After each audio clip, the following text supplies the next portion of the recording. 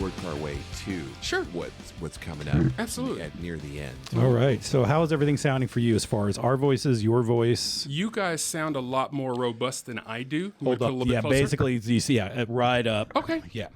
Just didn't want to. Yeah, just block however my you face. want. Yeah. Yes. Hey, we've noticed that who was it? Dan Leap. He didn't want his hair covered with the headphones. So is the volume of your earphones good? It's fine. Okay. Thank you. So yeah, I think we're recording now. So we want to hold on. Yeah. I always forget which button does what. It's A for applause. We do this every time, literally. Thank you. No. I had it right. It's C. All right. Ladies and gentlemen. Totally pre-recorded in Bonner Springs, Kansas City Nights. Oh, hey. I'm Brian Rice. I'm Shannon Geaver. And tonight's guest, this is a special episode for us because just about everybody else, actually, let me just introduce him. We'll get right to it.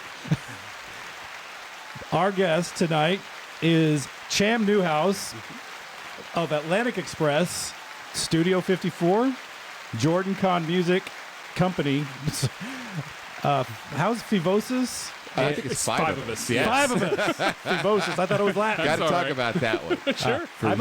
We may need to do this. We need to start this one again. That's fine. And the latest member of the Suburbans. Okay. Cham Newhouse. Yes. Ladies and gentlemen. Part of the family now. Thank you so much for having me. I'm a big fan. And I kind of got sidetracked in the middle of that because part of what makes this episode special is the fact that I think you may be the first person we're going into the interview with completely cold turkey. Obviously, this is the first time you and I have met. Is it the first time you've met? No, we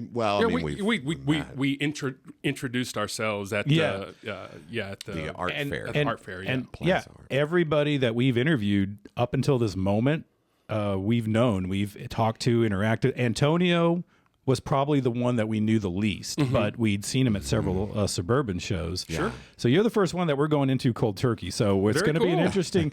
It's going to be interesting because it's like I had to text. I may or may not have texted a couple people to say, hey, you got any interesting stories to go into? We'll see if you just like bring them up on your own. Sure. So it's gonna be an interesting episode for that reason. Very so I'm good. looking forward to it, and it's gonna test our acumen as interviewers because we have a history we could bounce off of with the people we've talked to. So this is going to be a difference. It's going to be. Well, I first heard about you guys at Purple Jam, and I saw you interviewing people, and so I started watching then. Hey, wow! And, thank you. Yeah, and so I remember I noticed that you started popping up, and I started watching then, and I just thought it was really interesting. It's a really neat way to find out about different bands and different singers in the Kansas City area, especially with me not being from this area. Yeah, so exactly. You're from Texas. I am from Texas, yes, Born sir. in Texas. Born in Texas, Fort Worth, Texas. Okay. Yeah, I married a Midwest girl, and I've been here in the Kansas City area since about 2007. Well, that's a bit. It's a long time. Yeah. You're a Kansas Citian then, in Lawrence. The whole time. Yeah. Well, we were in Topeka for about 2.5 years. Top city. My wife's from Topeka. No offense to Topeka. I was not enamored of it. I was not a huge fan. I grew up in Manhattan, and when I was growing up, Topeka was the big city to us. Was it? And we'd go to White Lakes Mall, and I don't even know. That was probably bulldozed before you even came into the area. No, it's still there. It's just not a mall anymore. Right. But it was a mall at the time, and that preceded Westridge Mall. But that was still the big city to us, and Kansas City was sort of this Shangri-La over the horizon that we'd go to every once in a while. So yes, I know Topeka myself, so... Yeah. Well, I worked when I first moved here. I worked on the other side of Kansas City, so I would drive. We literally lived in Barreton, and so I would drive from Barreton to over by Bannister Mall every day. And so I had to go through Lawrence, and I just fell in love with Lawrence going through it because I love college towns. I lived in Springfield, Missouri for a long time. I lived in Waco, Texas for a long time. I actually have an interesting story about Waco. Oh, okay. When we get What do to you know? But yeah, hi, Kitty. Oh yeah, But, sorry. no, like I said, I fell in love with Lawrence just passing through it, and finally was able to convince my wife to move there. We moved there in 2010, and we've been there ever since. 2000. Okay, yeah. So 14 years. It's the same time I moved into this house in Bonner Springs. So growing up in Texas. Yes, sir. But let me just start. I have never seen Atlantic Express. That's okay. Live. That's okay. However, I watched you perform on YouTube with Atlantic Express and one Studio 54 song. I forget when it was, but gosh, you're a great singer. Thank you. You are really, really good. I appreciate that. Thank Yeah. you. Hey, my pleasure. How did that start for you? So I am a PKK. I am a preacher's kid's kid. Oh, so okay. my paternal grandfather was a traveling preacher, and my mother, who has an incredible voice, would travel with him and play piano and sing. And so I got all of my vocal ability from her. And we grew up. My sister and I have a sister that's 8 years younger than me. I always forget. And we grew up just singing around the house, singing 3-part harmony. And until I got to middle school, I thought everybody did that, because we were sitting around at school one day and they were saying, well, what do you do for fun with your family? Oh, we play dominoes and we play cards. And I was like, yeah, don't you guys like it when you sit around singing 3-part harmony? And everybody was just like, what? And so, I grew up singing gospel music and I actually got hooked on singing. I sang with my church youth choir when I was 6 years old, and I got a standing ovation first time, and I was hooked. I'm like, this is, Wow. I've been chasing that feeling ever since then. Right, the first of many. Yeah. And so growing up 6 years old. Yeah, 6 years old. What do you remember the song? Was it just was I don't remember the song. No, I don't remember the song. I don't. But it was some old gospel song, and I just got up and sang it, and I was like, my mom was very encouraging of me. My mom actually went to North Texas on a classical voice scholarship, and then she changed to become a teacher, and so so she would help me she would give me voice lessons and things like that, and help me with technique and standing up straight. And right. And Gotta have that. I think because I started so early, a lot of people, they talk about, one of their biggest fears is getting up on stage or public speaking. I have no problem with that. Matter of fact, my wife says that, that's actually where I'm meant to be. And real life is the mask. And the mask comes off when I go on stage. You do have a great stage presence. Well, thank you. And that little hat that I'm not sure what you call that hat.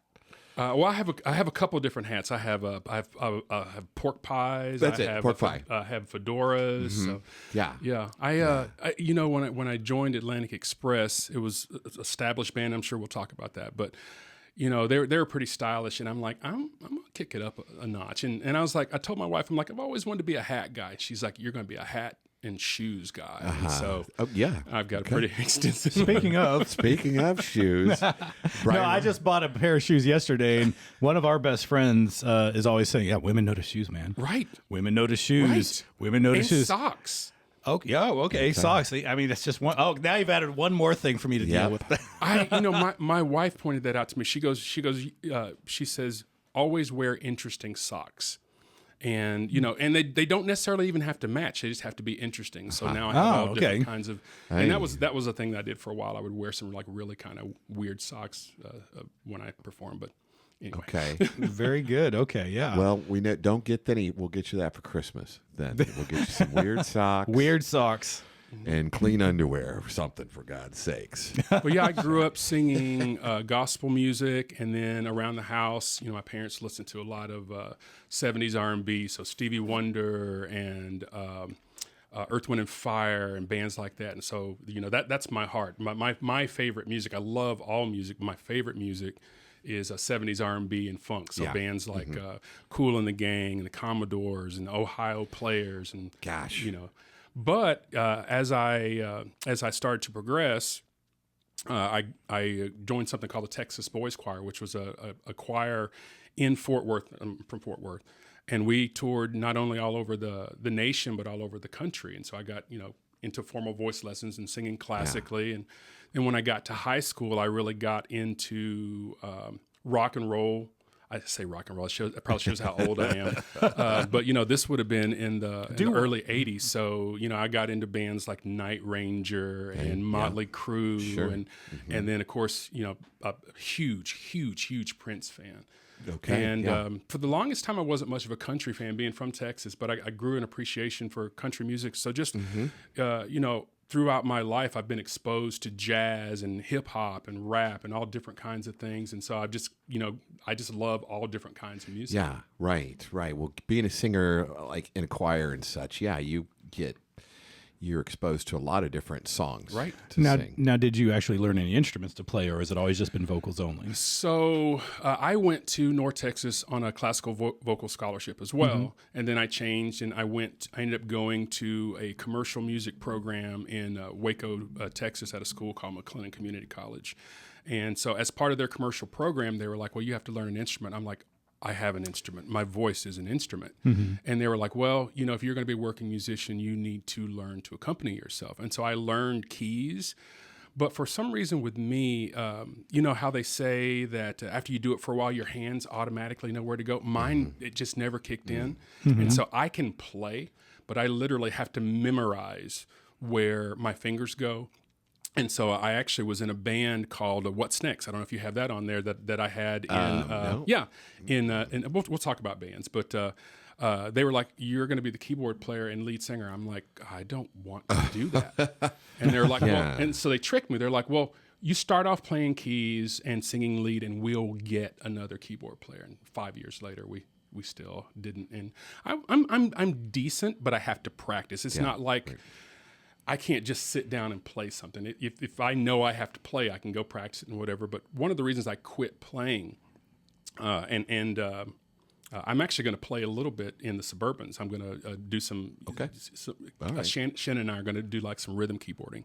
But for me, I have to concentrate so hard on the keys that I'm not able to concentrate on the vocals and the performance. And I don't want. To me, that's not giving the audience my all. Right. And so I don't want to do that. And that so makes sense. I'm only going to play keys on songs that Shannon's leading, so maybe I'll do something like that if Jim comes up front, or if there's an extra part that needs to be played. But Jim's so incredible. He plays so many different instruments and so many different things. But he had asked, he was like, once he found out, he was like, would you be interested in maybe playing like some string parts or things like that? And sure. So I'm actually excited to be able to do that again. Great. Yeah, this is I don't know. Should we go right into the Suburbans, or just or continue? What I like to do, my instinct is to start from the beginning. We work our way up to, and so we're still like. So how old were you when you left Texas? I was 27 when I left Texas. I was engaged to a lady, and we decided to start our family early, and so we got pregnant. I'll say that. And we decided that we were living in Houston at the time, because my mother and sister still live in Houston. And we decided that we didn't want to raise our child there because there were, gang problems in the schools. And I'm a potential road rage person, and Houston has some of the worst traffic in the country. I don't know if you've ever been there, but yes, I have. People drive so crazy. Yeah. It's crazy. It's a lot of traffic. And I used to 6-lane highways and stuff. Crazy. It's crazy. And people just drive like they don't really care if they make it to where they're. Where they're I going. feel like that's permeated. I'll go on a whole thing if I'm not careful about. Post-pandemic, I feel like people in general have become crappier drivers, and I've just noticed that, especially when I go to St. Louis a lot to visit friends and hang out, and just drive. And that drive on I-70, it's just like, and then especially when you're getting in town and out of town, it's just like, it's exactly like you described. But what you're saying is that was like that in Houston 20 years ago already. Yeah, and I I know myself, and I'm a potential road rage person, so I was going to end up getting shot or going to jail or something. You know how I ultimately circumvented that, and I guess I had it's to this day it's weird to talk about because I had some kind of health scare about 10 years ago. And that kind of like leveled me out as far as like controlling my temper. But one of the things that I just sort of had adopted in those moments that you're talking about, you're in the car and you just want to slam the steering wheel or whatever. It's like, this isn't going to matter an hour from now. Right. It's not going to an hour. No, that's when I, to this day, when I get to that point where I'm getting agitated on the high, it's not going to matter an hour from now. And then that guy kind of levels me off. So I don't know, maybe try, have you tried a technique like that? What really, my dad helped me quite a bit because I used to have just, it's funny when people, I tell people this now because they can't picture this with me. I used to like literally go into a blind rage. I mean, I had some severe anger problems, and my dad set me down one day and he said, your temper is either going to get you killed or in jail. Yeah. And you have to learn to control that. Yeah. And so one of the ways that I do that is I remove myself from situations that cause me stress. And so I am, for the most part, my wife's helped me quite a bit with this as well. I am able to, kind of sit back and, and use breathing techniques and things like that and calm down. But the best thing for me usually is removing myself from the situation. And I had lived in Texas so long, I was ready to try a different part of the country. And so we moved up to just north of Springfield, Missouri, a little town called Buffalo, Missouri, about 2,500 people. And things didn't end up working out with that fiance, but I wanted to stay there and be a dad for my son. And so I stayed there, and I ended up moving to Springfield, which is, another great college town. There's like 20 some odd colleges in that area because I worked there.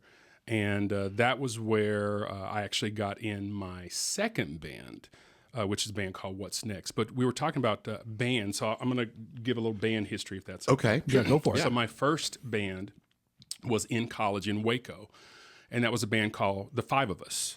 Right. And the Fivovus, exactly. Fivovus. Yeah, and it's a really incredible band. The band, I'm sorry? It is spelled Fivovus, so it looks Latin on the face. Fivovus, yeah. It looks Latin on the face of it for the year listeners. Is that? This would be 1989.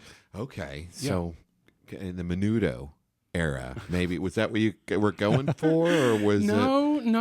So the band was actually established, and they had this really incredible female singer. And Waco's not that far from Austin. Waco is about probably an hour and a half from Austin. And, Austin's a great music town, and so the lead singer and the keyboard player and the drummer all moved to Austin. And so then they brought in another lead singer, really great lead singer by a guy by the name of Drew Womack, who Drew is actually doing really, really well. He's currently on tour with Lone Star, the country band Lone Star, as their lead singer.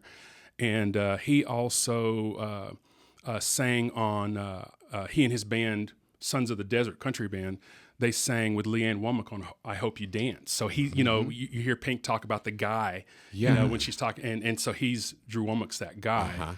And he decided that he wanted to, he wanted to do something else. So I came in the band after that, and because I can sing so many different styles, we kind of expanded the band, and I did that for from 89 through 91. And so an interesting story about the Fivovus is we would play at a little bar in the mall, the local mall called Chelsea Street Pub, and Chelsea Street Pub had a chain of clubs in malls, and they actually had a touring. They had artists that would tour between the different ones, and so we were playing in Waco one night, and so there's this table of like 25 people just sitting up front, and they're just sitting here. Just like this, and there's one guy at the end of the table just grooving and really getting into it, and I thought it was odd that he was the only one kind of grooving and getting into it, and everybody else was. And so he came up afterwards, this really nice guy, charismatic, and I love your band, and so they would come out to see us all the time. I'm gonna jump forward here. So I'm gonna jump forward about 2 years to 1992. I'm working in Houston at a software company. And I see this thing come on the television about the Branch Davidians in Waco. No. And so this is 1993. Yeah, in 93. Okay. And so they popped this guy up on the screen. I'm like, I know that guy. I said, that's Vernon Howell. And everybody's like, that's not Vernon Howell. His name's David Koresh. And I said, that is Vernon Howell. And they're like, you don't know what you're talking about. And so then they come on and they say, David Koresh, formerly known as Vernon Howell. And everybody just kind of looked at me. I'm like, our guitar player went out to the compound. He came back. Yeah. He invited us all out to the compound. Gosh. But we're not named in like any of the books or anything, but it talks about how he used to like to go to the local mall and listen to a band in the mall, and we were that band. Right. Wow. Yeah. Yeah. So that was pretty interesting. And so your guitar player went out to the compound. Guitar player and our bass player, went out there. Played or hung out with them? Went hung out there because apparently, like I said, he's a super charismatic guy. Obviously, if you're a cult leader, you have to be. Sure. And he had just an incredible setup out there. He had like $50,000 worth of equipment out there, and like dozens of guitars and big really, music guy. Yeah, big music guy. And so, but they went out there, and I'm like, just make sure you come back. Okay? Sure. But we didn't really know that much about it Yeah. at the time. And at the time, it was all peaceful. But that's a pretty interesting story. You're like, man, everybody's wife was so nice when we were out there. Yeah. Yeah. Well, that isn't that something? Yeah. And that was that was in Austin. Waco. That was in Waco. Yeah. The compound was in Waco. The compound was right outside I remember of Waco. me and my friends at the time were, we went to spring break in Padre Island when that was going down. Because it was like, what was that, a 6 or 7 week standoff? It was quite a while, yeah. And so one of my friends insisted that we try to find the compound and get as close as we could as possible. And I just remember we're all like 7 of us in a van or something like that, and then we got to a point where we didn't get close because the streets were the highways were blocked off, and then he's getting paranoid about oh the cops are coming. It's like, I don't think they care, dude. Let's just go, But yeah, we were kind of close passing through at during that time, and that was March or whatever of '93, and then the thing went up in April, I think. Yeah. Yeah, pretty interesting story. So from there, I graduated with a degree in audio engineering because I wanted to. I was a huge Babyface fan, and so he's a producer, songwriter, singer. I don't know if you guys remember, he's an R&B guy. Yeah. And I wanted to be that, and so I went to school to learn how to make records and that kind of stuff. And so I went to work for a recording studio called Rivendell Recorders in Houston. It was a contemporary Christian recorded studio, and did a lot of big contemporary Christian artists at the time. And so I worked there for a while until I met my fiance in 95, and we got pregnant. We moved to the Springfield area in 96. And so my first son, Michael, was born there in Springfield in 96.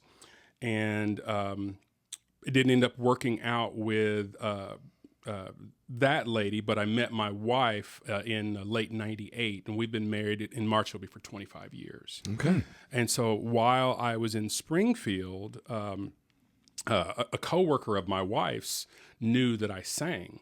And, he came over to the house, and we just kind of jammed one day. He's like, wow, you've got a really great voice. And I was like, thank you very much.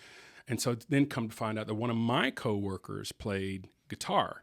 And so we're like, let's start a band. And I'll never forget, we started the band the day before my youngest son was born. So it would have been August 4th, 2004, because he was born on the 5th.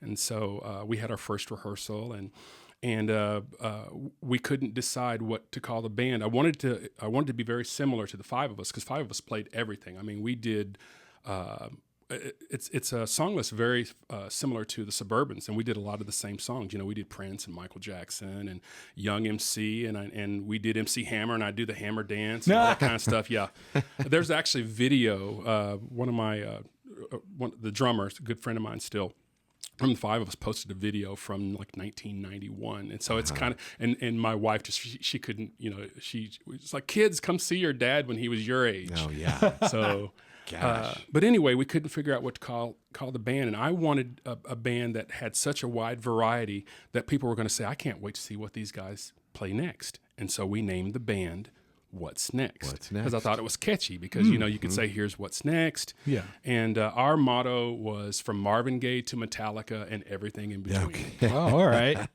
Nice. And so we played together. We added a fifth member after about 2 years. So we played from 2004 through 2007 when my wife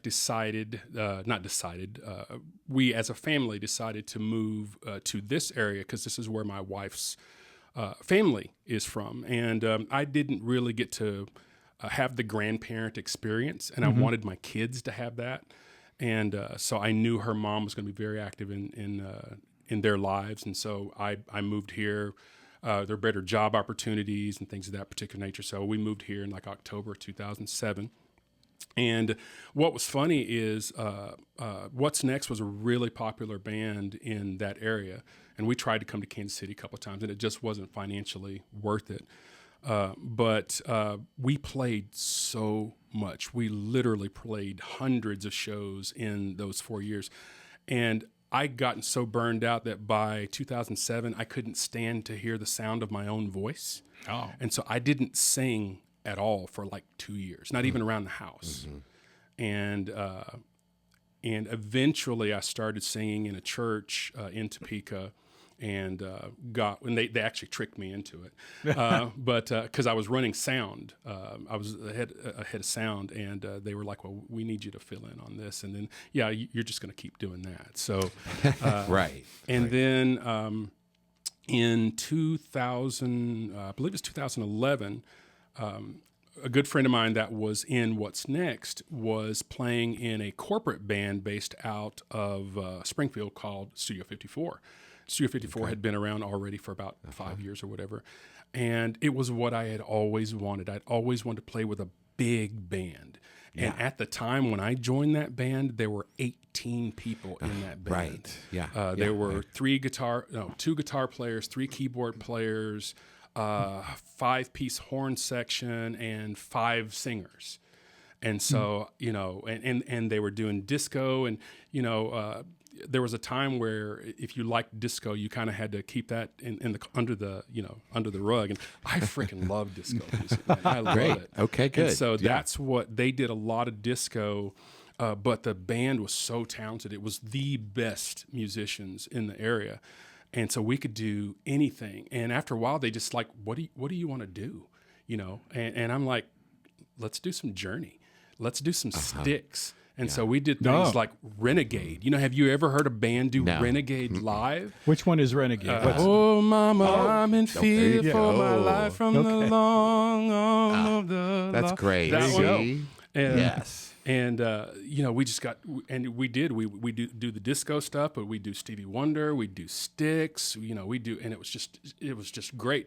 Problem was that band was in Springfield, Missouri, and I lived in Lawrence, Kansas. Yeah. Big diff. So every gig, and they didn't play that much. They played 1 to 2 times a month. Not even that. I mean, it probably averaged about 15 gigs a year. And so that really, that kind of filled that void for me for a long. So I did that I played with that band for like 12 years.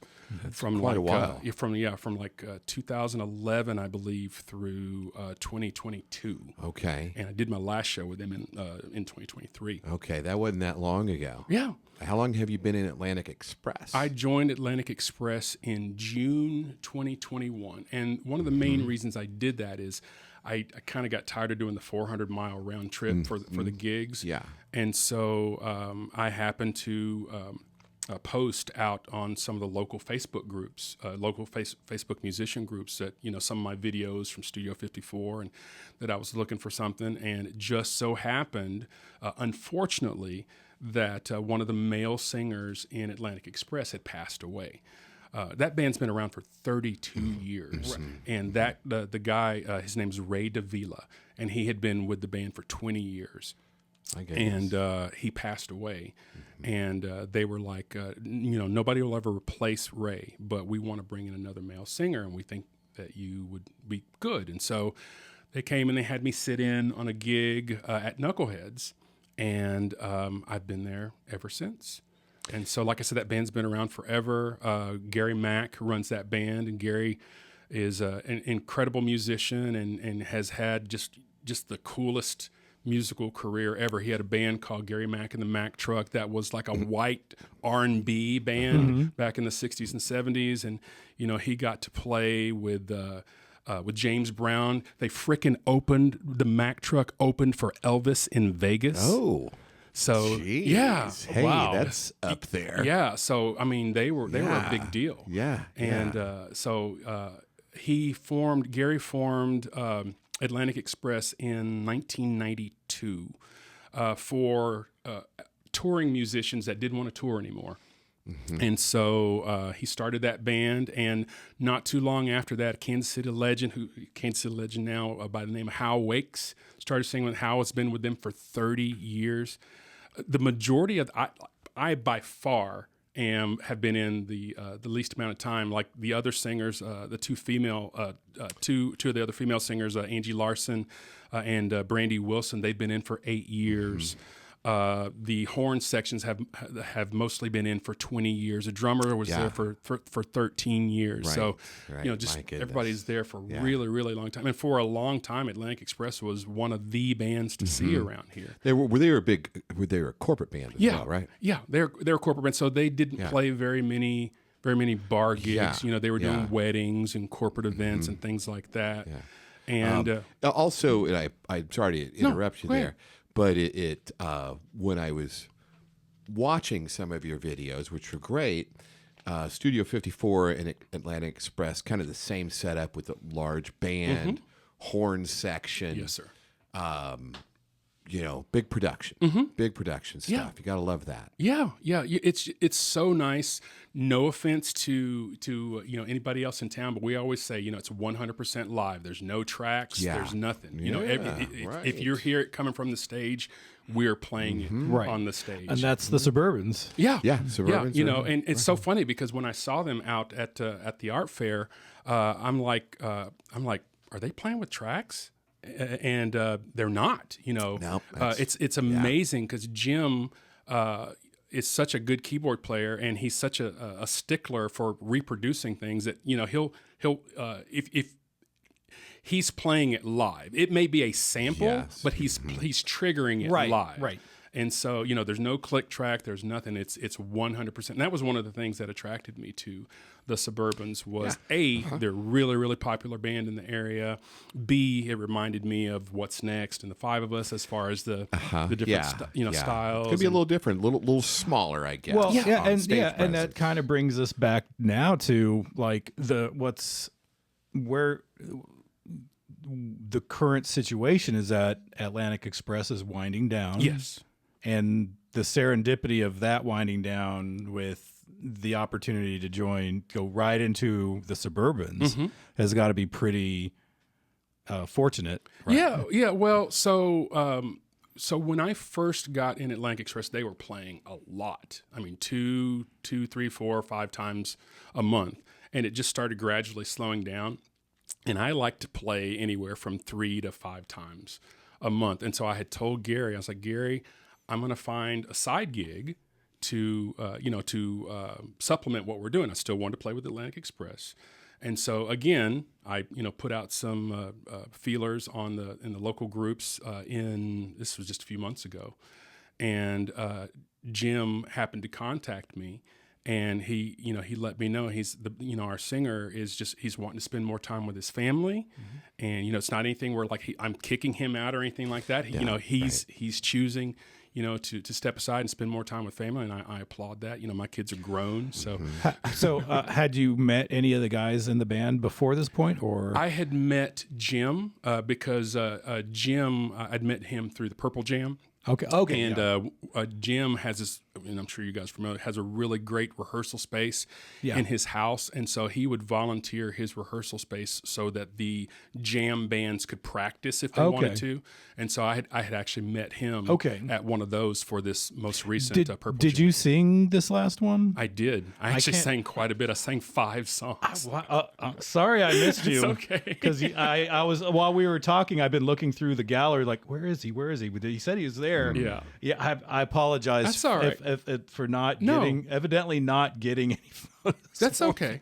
That's okay. No, there's a ton. There's a ton that I don't know if you took them, but there's a ton of, and my wife took video, so I've got video of me doing those songs. But so last year was my first Purple Jam, and like I said, I am a huge Prince fan.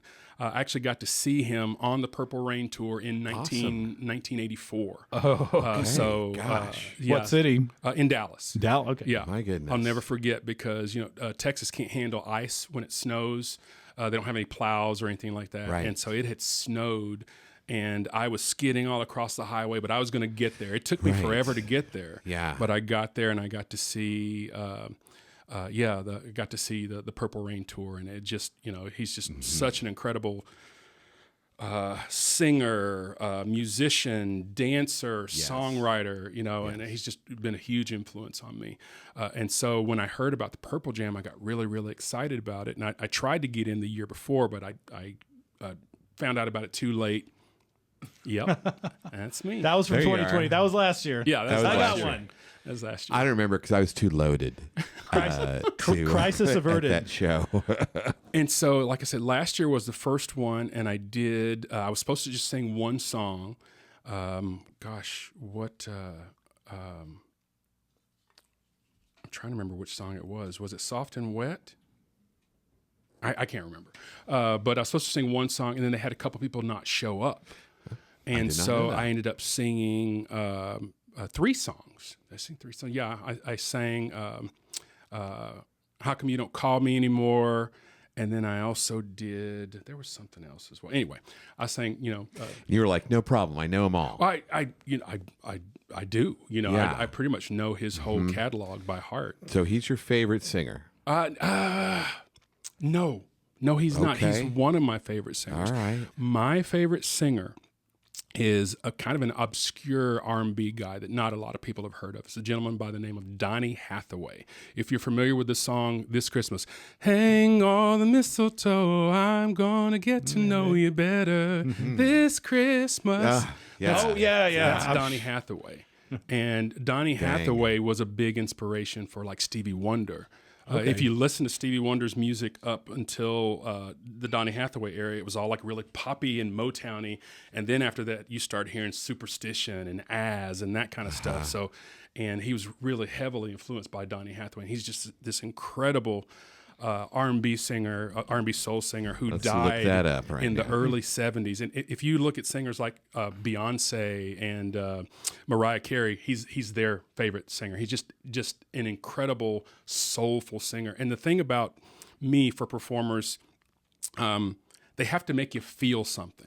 I have this motto that a good... There's another photo. I have this motto that a good performer will either move your heart or move your ass, and a great one will do both. And so I strive for greatness. I want to try to do both. Hey, well, I can tell you already that you are one heck of a singer, man. thank you. Just Yeah, these well, little things, what you've demoed for us off the cuff has been quite impressive. Yeah, Well, thank you. I appreciate it. No I'm not trying to show off. It's No, just I know.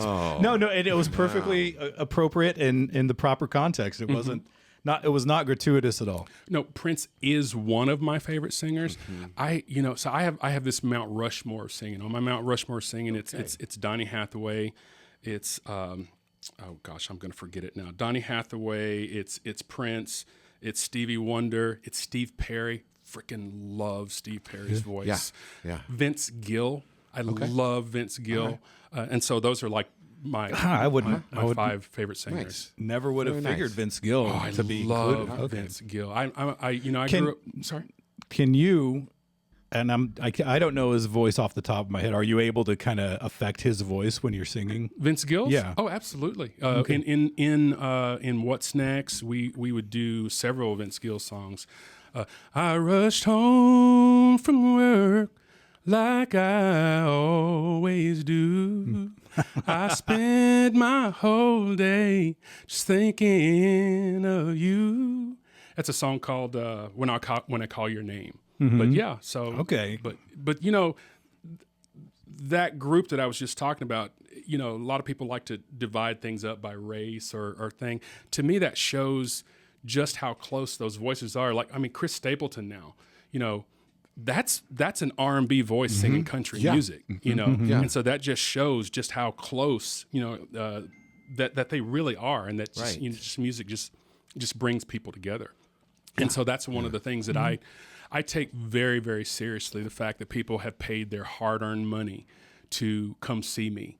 Not come see me, but come see, you know, the band that I'm in perform. And I'm going to entertain them. You know, hopefully everybody. I believe that. Hopefully everybody there is going to entertain it. But I'm going to set the bar, and you either come with me or get left behind. No problem, no worries. How about locally? Do you have a favorite singer locally? Maybe my favorite local band that I've seen is the Cowardly Lions. I freaking love the Cowardly Lions. I love their energy and just their vibe and the way that they take the song and they make it themselves. You know, I just love that band. Nice. I think they're an incredible band. Nice. Matter of fact, Nick was supposed to do. I ended up singing a song. Can we curse on this? Yes. I ended up singing "Sexy Motherfucker" during the Purple Jam. Nick was supposed to do that, but you know he had an accident with his dog. That's right. Yeah. Right. And he was supposed to sing that, and they were like, "Will you do it?" And I had a real hard time doing that. I mean, being a huge Prince fan, I knew the song and whatever, but I'm Christian. And I have a hard, not that I'm not a judgmental Christian. Sure. You know, you have your own beliefs and you know, I'm you know, the Bible says, judge not lest ye be judged. And so that's the kind of guy I am.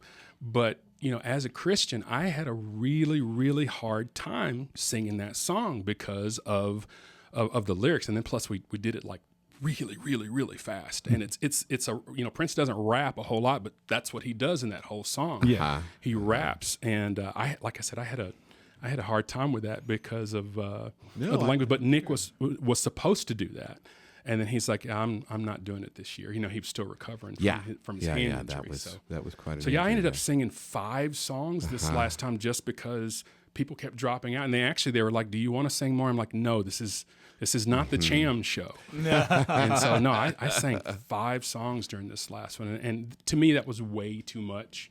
And so when I do it again, because Tyson, we are doing it again.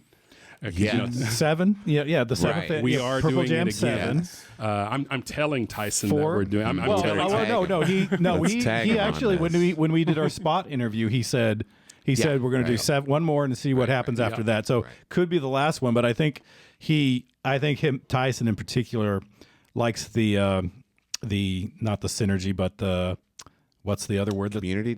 No, it's the sharing. I usually know the words here, but the symmetry of 7, the song 7. Oh, sure. So of course you're going to do Purple Jam 7, and you know the songs that ties the kismet. Yes. There we go. So yes. Well, he's actually looking for somebody to take it over. So you know, I don't know.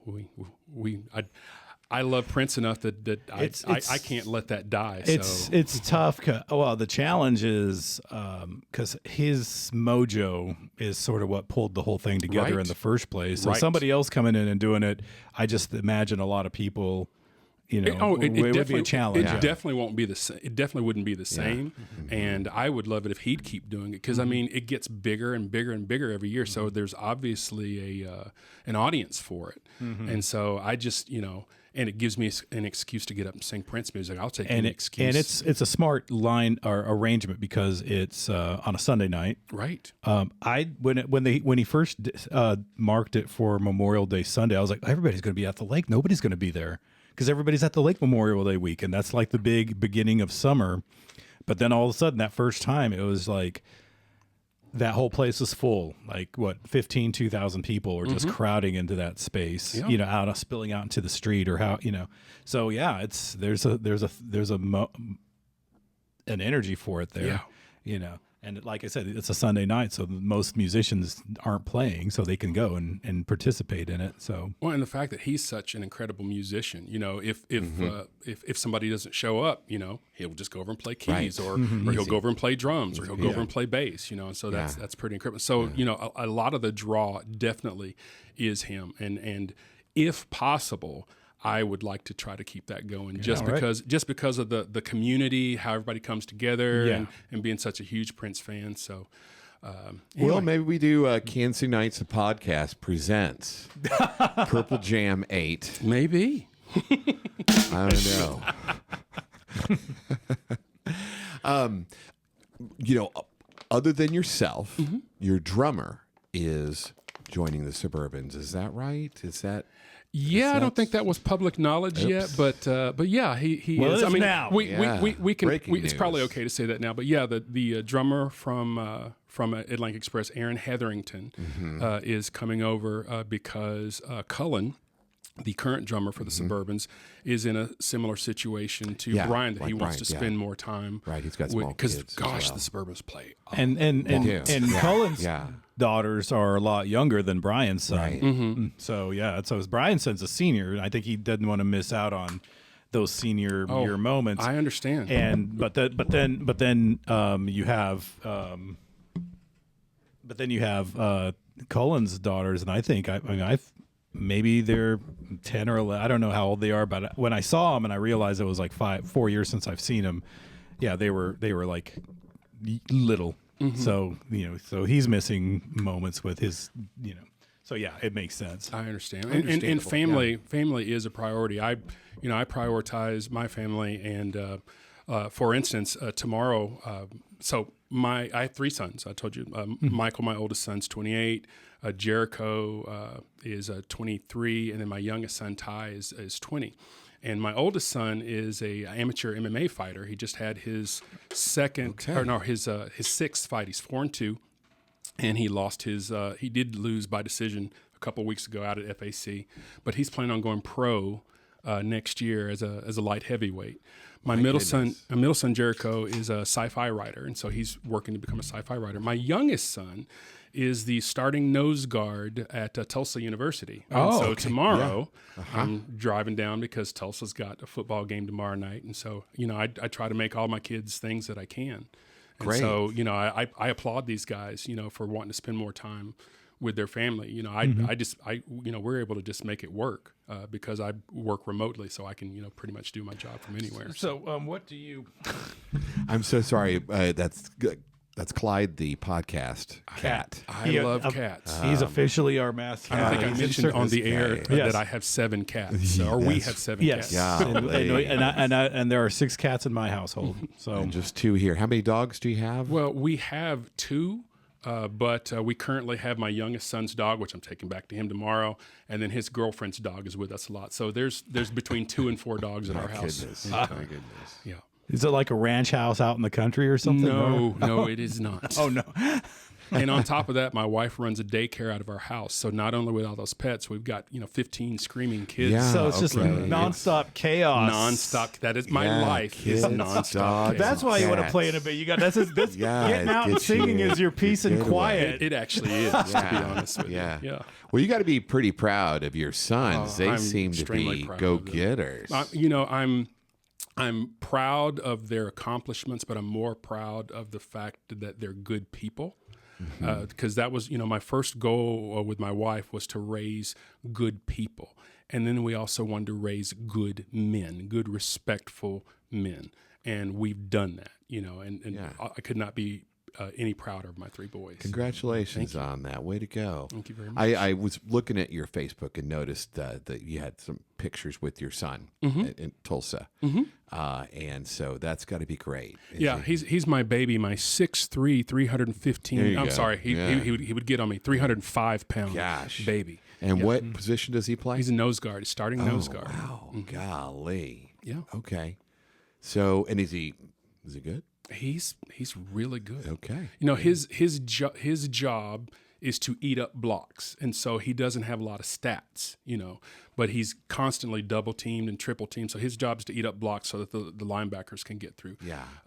And so he actually has a really good. So PFF, which grades pro football players in college, he's got a really high PFF rating. So he's doing really well. Great. That's great. Now, are your parents still alive? My mother is still alive. My Okay. father passed away in 2022, I believe. Maybe 2021. I'm sorry. Just a few years ago. Yeah. And he was a preacher. No. Your grandfather was a My preacher. grandfather was a preacher. Okay. Yeah. Okay. All right. Well, they I'm sure they are very proud of what you accomplished. My mother tells me that all the time. Yeah. Does she live up here? Or does she... No, she still lives in Houston. Okay. All of my family's down in Texas. We're up here because of my wife's family. What's funny, though, is not too long after we moved up here, most of her family moved away. And I look at my wife and I'm like, was it us? Timing is everything. Yeah. Goodness. So what about, let's talk more about your setup. Do you have like a particular microphone that you like to use or anything like that? So I have a Shure, I believe it's a Shure. K. I'd have to look it up, but it's pretty nice. Yeah. And so I was a Beta 58 person for the Beta 58A person for a long time. Then our sound man, Matt, he's going to kill me for not knowing what it is. I'll look it up here in a minute. But he recommended this upgrade to that. I think it's KLM something, but it's still a Shure. And I've used that for the past couple of years. We have a friend. I'm a big Shure fan. Our friend Adam Lavella of the Lavella Brand Group. He specializes in selling Shure products. A Shure distributor here in Kansas City. Cool. So we'll have to get you two hooked up somehow. And I just bought because the Suburbans use in-ear monitors. I just bought a Shure in-ear monitor system. So.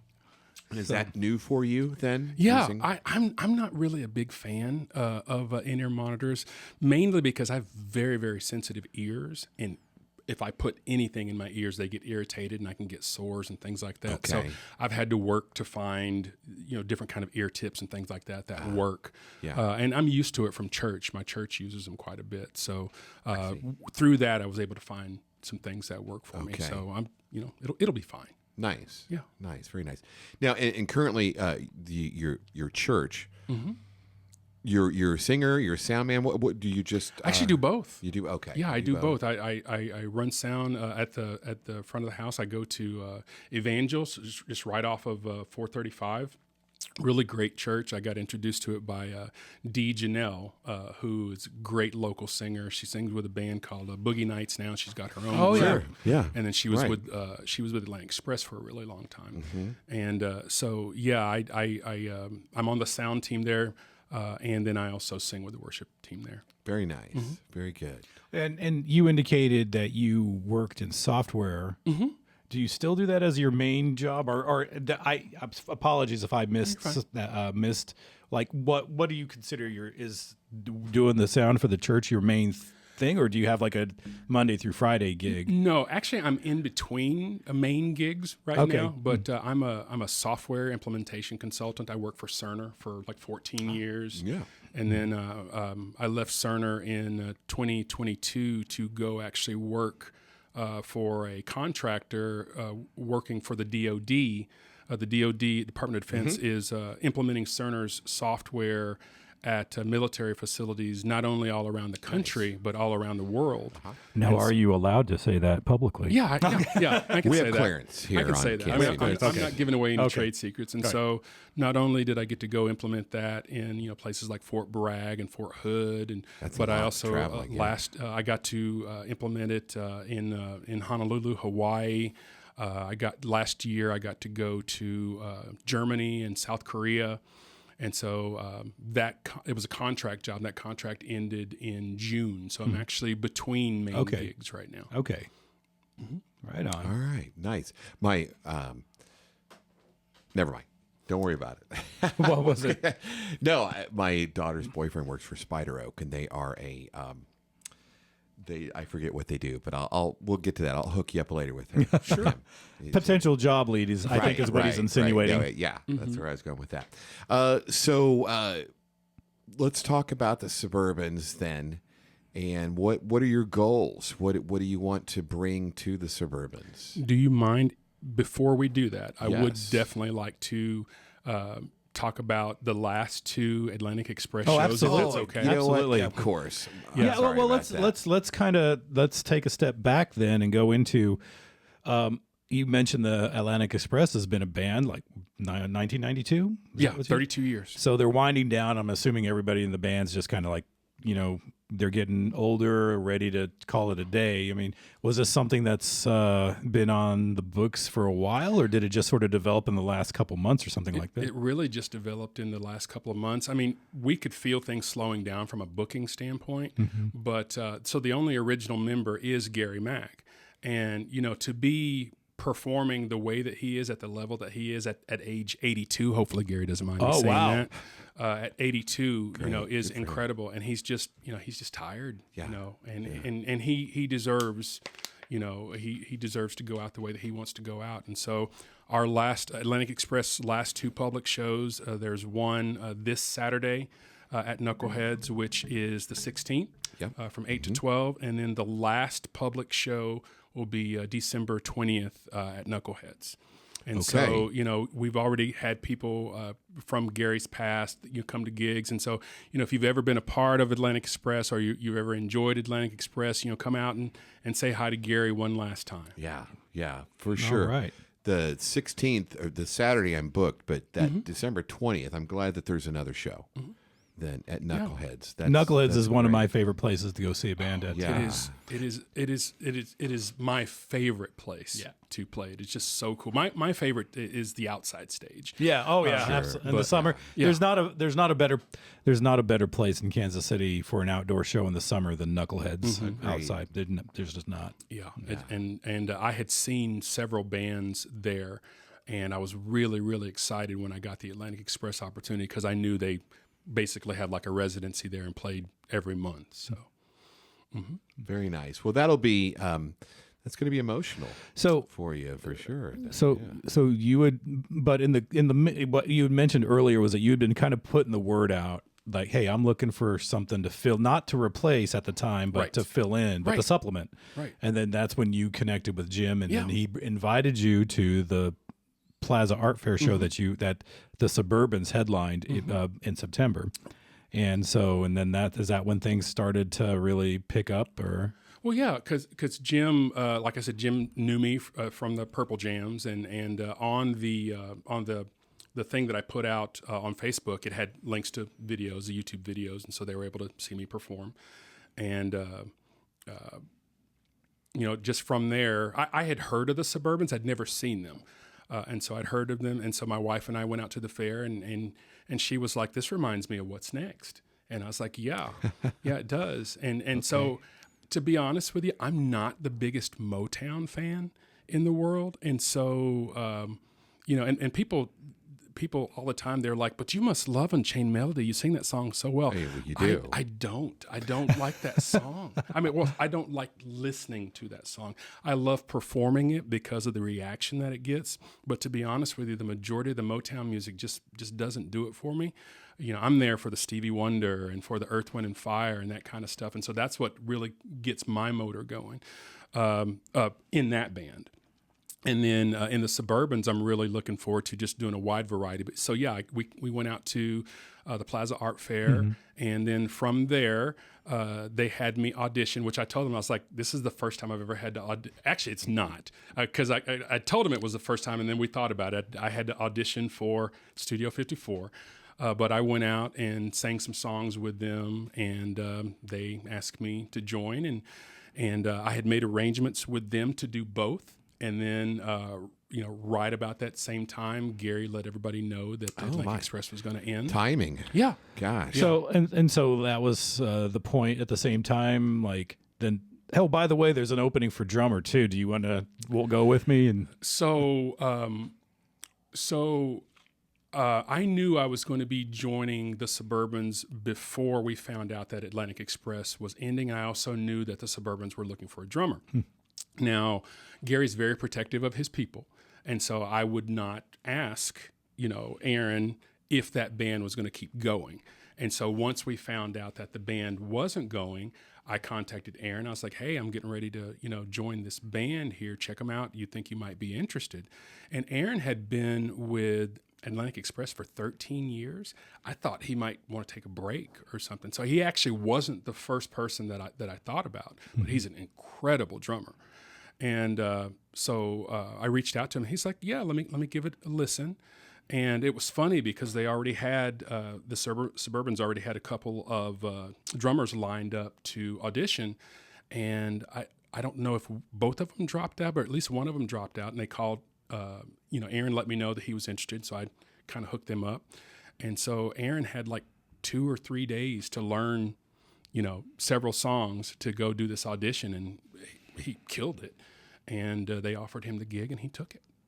All right. That's great. I mean, that's like I said, mentioned earlier, get my tongue tied, serendipity. Yeah. Very, very fortunate. The timing, you just literally December 20th, and then 2 weeks later, you're going to be playing your first gig. Yeah. January 4th. January 4th at Knuckleheads. January 4th at Knuckleheads. Yeah. Suburbans Reloaded is what that's not going to be the name going forward. All right. Well, for that one, we're calling it Suburbans Reloaded. Suburbans Reloaded. Yeah. And so what do you want to bring to the Suburbans? I want to bring soul, man.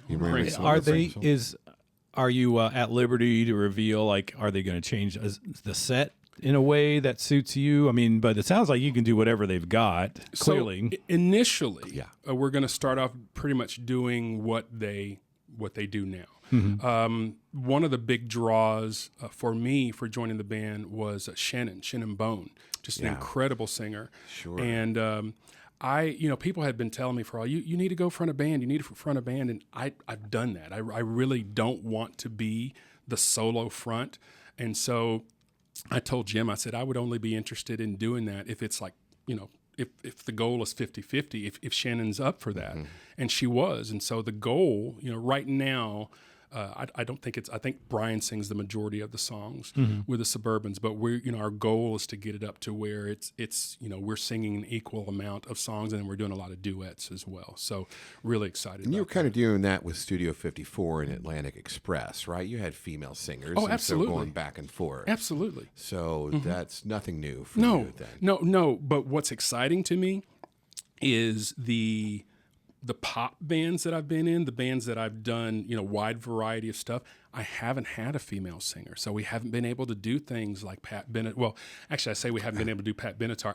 I would sing "Hit Me with Your Best Shot" and that kind of stuff. I'm sure you would do great singing that. My wife likes to give me a hard time. She's like, so are you going to take over singing Proud Mary from Shannon? She's like, you could. I'm like, I'm not going to. But I've actually done that. I've done it Tina style with Studio 54. So that's a lot of fun. Yeah. But yeah, I'm just really, really excited about. So starting off, it'll be a lot of the same set. We're going to incorporate new songs in for Shannon because we want to like I say, the goal is to get to a 50-50 split, so we're really concentrating now on adding new songs for her, and we're kind of looking at the songs that they have in their regular set list and then their extras list for things that I really want to do. Yeah, you think stand out to you? Definitely Purple Rain.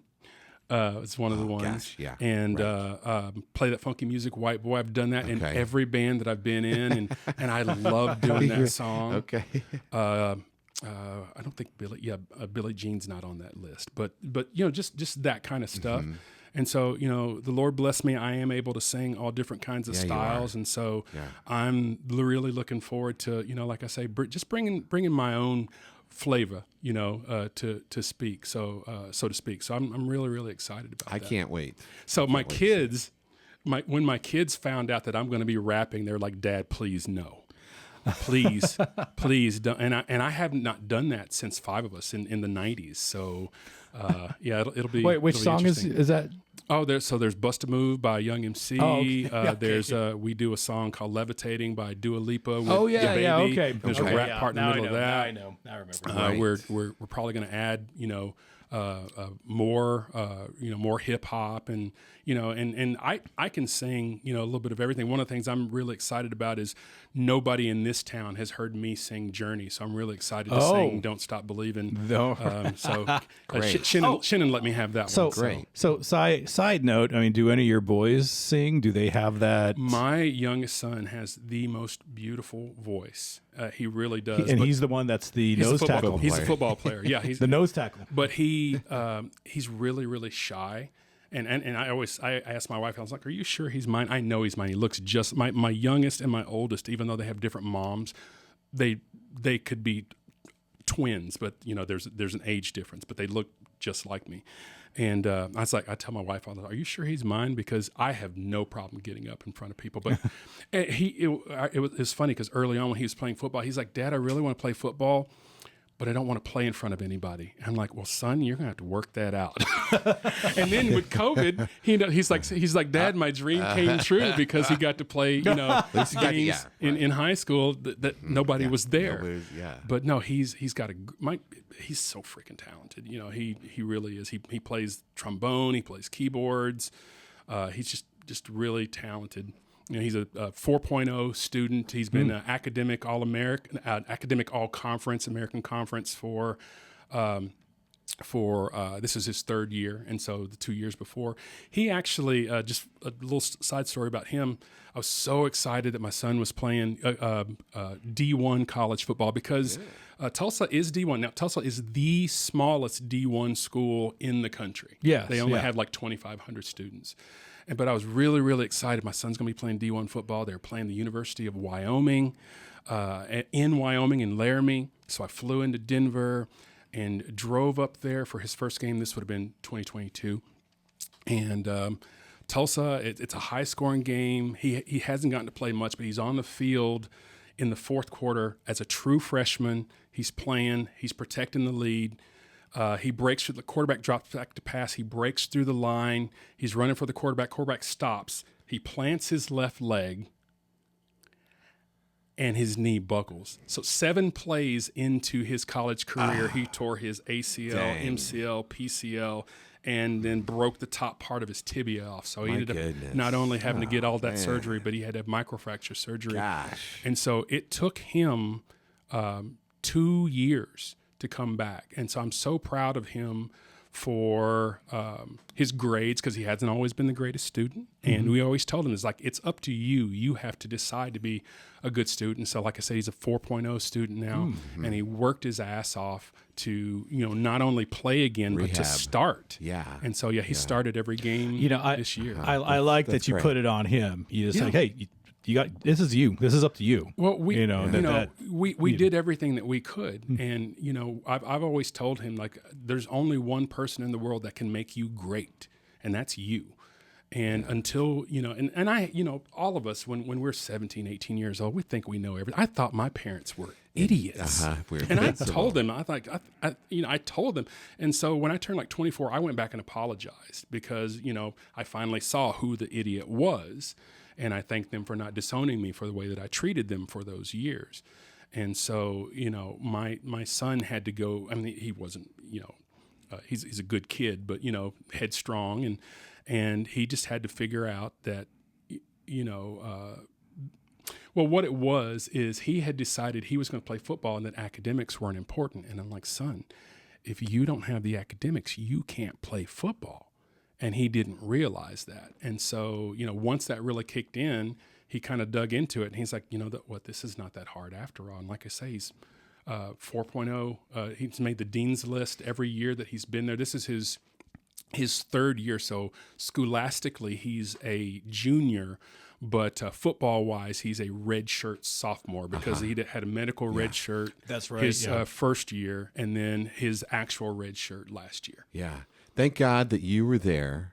I mean, that's a major injury. I was Thank glad, God you were there. I was glad to be there. It was devastating. It was the worst thing that's ever. I tell him a lot of times, in so many ways, that was the best thing that's ever happened to you because he had led just a charmed life before that. Nothing had ever gone wrong for him. Anytime he did anything, he was the best at it. And this was really, really hard for him. And I'm so proud of him for, having to fight back and rehab was rough. And, he's 220, almost 225 miles away from home. And he did all that, most of that on his own. I would go down and, but he did most of that on his own. So I could not be prouder of my boys. That's great. Yeah. Good for you. Thank you. Good for him. Yeah. Good for your my boys your and my beautiful wife. There you go. Congratulations and welcome to the Suburbans family. I'm so excited. We're going to have so much fun. It is. I was. I'm excited to see the next thing because I kind of became part in my own way. And I think it was 2018 or 2019. So there's been a couple of lineup changes in those years, but this is going to be something on a whole other.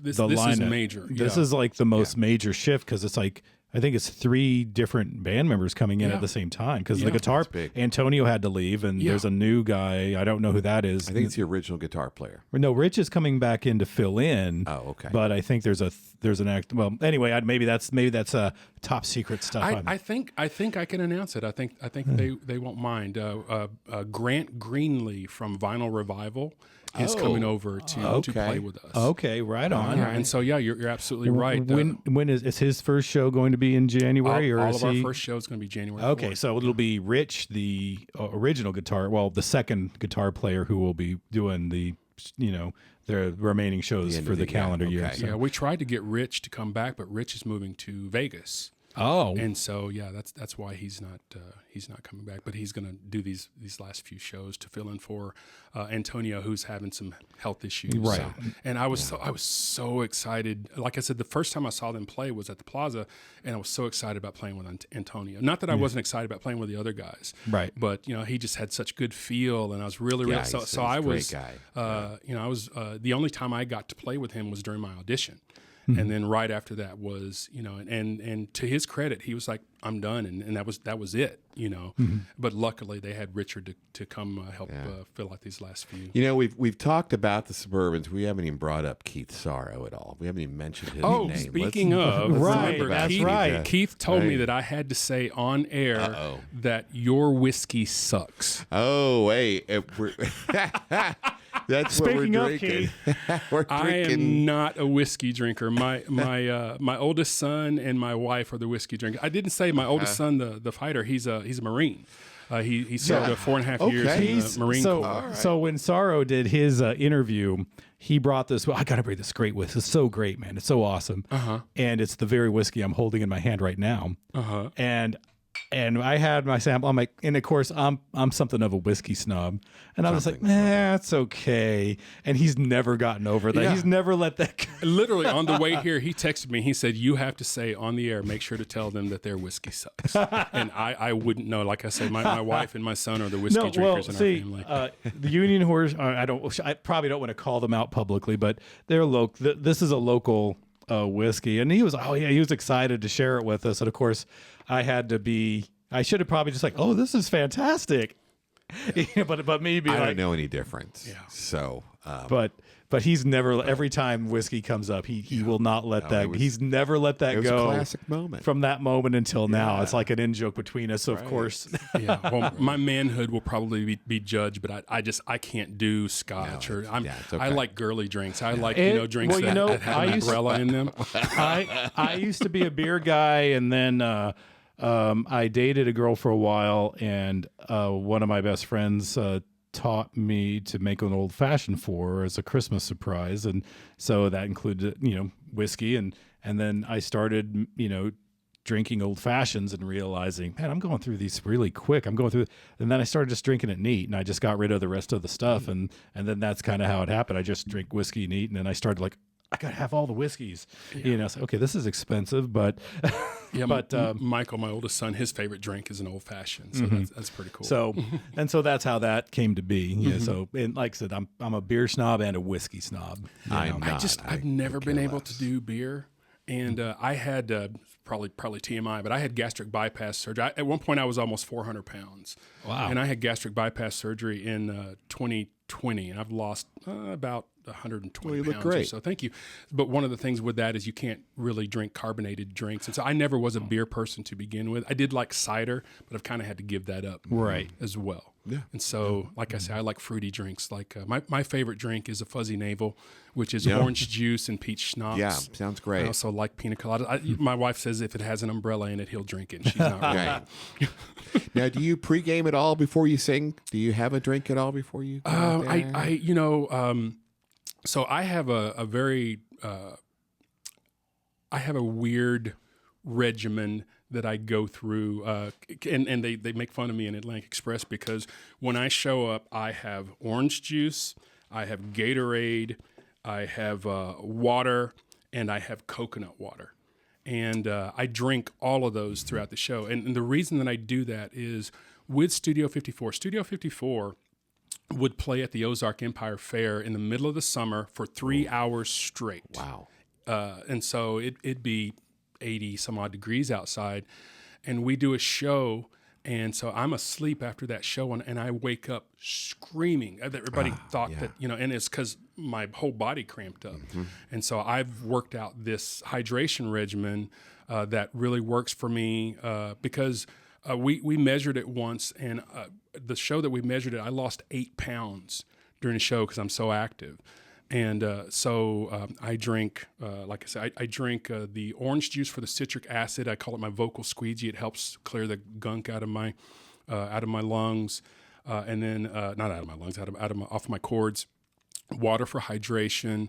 The coconut water has a lot high potassium, so that helps with the cramps. And then when you get dehydrated, I don't know if you guys have ever gotten like the crinkly little lights that where your vision gets foggy. Mm-hmm. The electrolytes in the Gatorade help with that. Yeah. So yeah, whenever I show up, I've got all these different, do I pregame? I'm not a snob, but I have been known to have a drink or two before or during a show. Yeah, right. And the Suburbans, you're going to take a break. You're going to. You'll have a break in between. You won't. Right. There's a lot. They do mix up and pace it out. Sure. Between Brian and Shannon. Yeah. Even Jim, because Jim gets up. He sings a few songs too. Yeah. I'm not worried about that at all.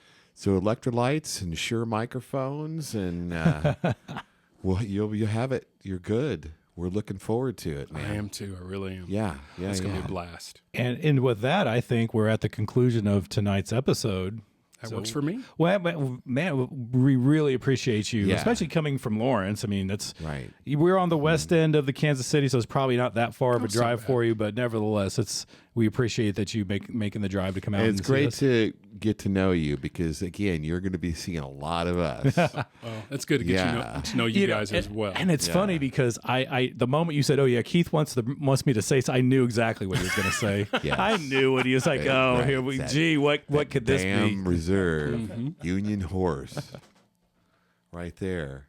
Oh, hey, whoa. Oh, by the way, that's me when I get road rage. I'm doing the fingers all over the place. If you guys don't mind, just one more time, I just want to make sure the last two Atlantic Express shows, Saturday, November 16th in the garage, and then also December 20th. So if you've ever cared about that band or ever seen that band, or you just want to come out and see what it's all about, it's a great band. Like I said, it's a 12-piece with a live horn section, 5 singers, and we do Motown, we do a little bit of everything. So you'll have a good time. Yeah. And the first show with the Suburbans Reloaded. Just for that show. We're just calling it that for that show. January 4th, also at Knuckleheads. January 4th at Knuckleheads. Yes. All right. So, ladies and gentlemen, this has been our, I think, episode 17. Well, episode number 2. I'm sorry, episode 2, season 2, episode 2. Yes, Deuce correct. is wild on this one here.